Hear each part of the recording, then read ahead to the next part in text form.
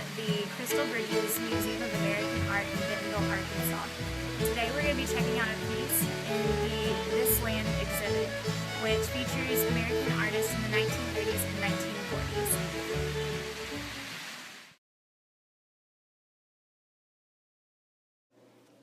1940s. Benton was born in Neosho, Missouri in 1889, where he experienced the crossroads of multiple regions, such as the rural South, the West, and the industrialization of the Midwest. Early in his career, he was a cartoonist for the Joplin newspaper. In 1907, he went to the Chicago Art Institute to study commercial art, but instead fell in love with fine arts painting.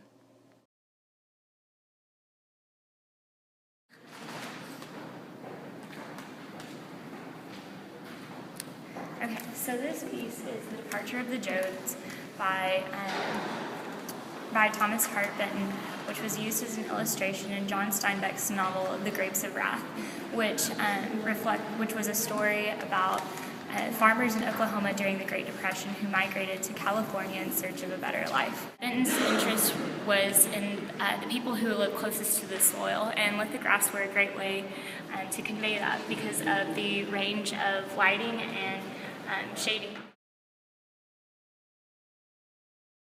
This piece is monochromatic in its color, only utilizing black, gray, and white. And even though it does not have a lot of bright colors, the wide range between the achromatic value and lower intensity suggests the desperation of the Great Depression, but also gives hope in the family's emerging journey. Benton's use of line suggests a texture that is coarse and rough. Even the grass in the sky seems to be coarse and itchy and scratchy looking. The only part of the piece that does not have this appearance is the truck that looks smooth and suggests the hope that the journey to California brings the Joads. And Benton's style was American regionalism, which was was in contrast to Eastern movement of abstract art, of more abstract ideas. They were still sensitive to abstract ideas, but were going for a more representative portrayal of Midwestern lifestyles and agrarian people. And a lot of Benton's pieces have a theme of rural lifestyle and the tension it has with industrialization and city life. Regionalism was in contrast to abstract expressionism, which focused more on abstract ideas and were inspired by artists like Pablo Picasso and were more common on the eastern coast of the United States. However, regionalism was focused more on the West and the Midwest and focused on local traditions and native concerns rather than individuals and expressing opinions on the issues occurring in Europe.